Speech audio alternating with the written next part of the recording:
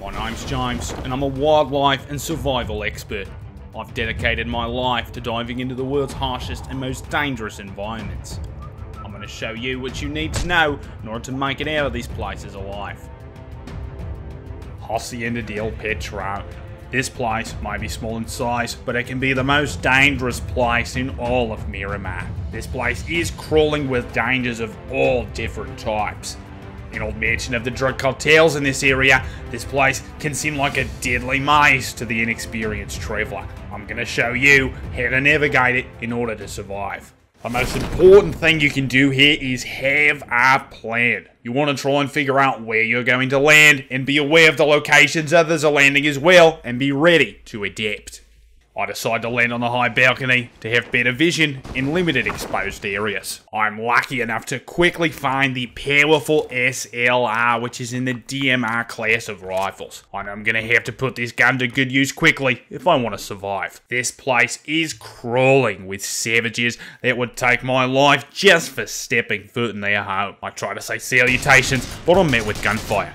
I have no choice but to put them down. Their fight left me on the brink of death. If I want to survive, I need to secure some medical supplies, but that will not be so easy. I spotted an unarmed local right down the hall from me, but at the sight of my powerful SLR, they quickly run away. This is good for now, but I know that they're going to notify the stronger members of their pack, and I need to prepare for another fight. I have a 4x scope for my SLR, but that is not ideal for this situation. I need to be ready for close quarters combat. Tried to flank me from the west side. I try some rapid fire to ward off the threat, but now I'm ready to strike with precision. I'm able to neutralize the threat, but I am now desperate for medical supplies as I am starting to feel woozy. Luckily, I'm able to secure a first aid kit, heal up, and get ready to clear out the rest of Hacienda del Patrón.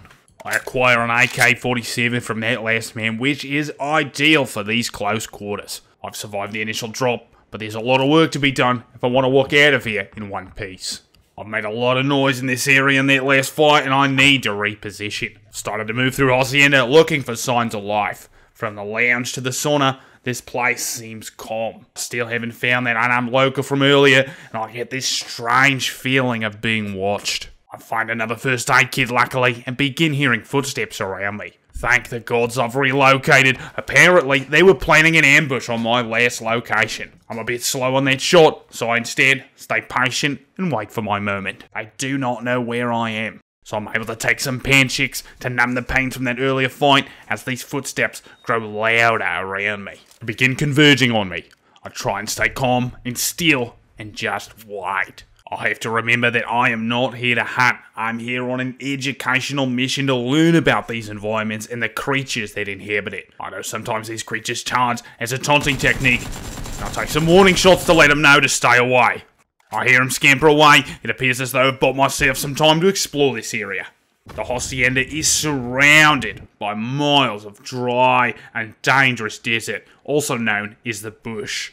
The local plant life is naturally dry, very hard to sustain life in this harsh environment, but these locals have seemed to master it. I need to stay wary, as I know these locals will only be scared off for a short amount of time. I begin to receive small arms fire from the small detached house. The common tactic of these Hacienda locals is to divide and conquer to confuse their prey. Luckily, I know I need to reposition myself to prepare for his fellow tribesmen to converge. I can tell by the burst fire of his rifle that tribesman is the alpha. He's going to be the biggest threat to me, and I need to try and take him down.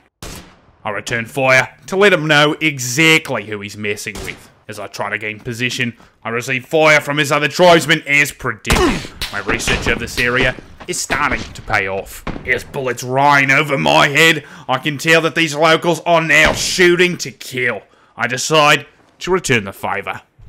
I'm quickly able to neutralise them, but I need to prepare for the counterattack of their tribe alpha. Here's all that stands between me and the spoils of the Hacienda. I spot the alpha trying to retreat out the backside, but I'm not going to let him get away. My research is too valuable. I begin to chase him down and fire some more warning shots to try and get him to stand down, but they are unsuccessful. He wants me dead for what I did to his friends, and I have to say, I don't blame him. These locals are known to guard the bodies of their dead for their rituals. I use their knowledge to my advantage and try and drum out some shots from their leader.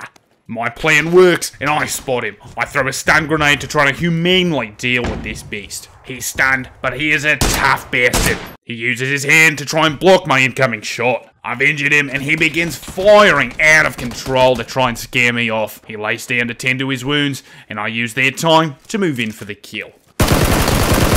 I was able to take down the tribe's leader, which means the knowledge and treasures within this place are mine for the taking. I came here to study, and that is what I plan to do. The different rooms in the Hacienda and how the locals use them have been a mystery for decades. And now, through my survival skills, I'll be able to solve these mysteries. Using these skills, you too can come to these harsh and dangerous environments and make it out alive.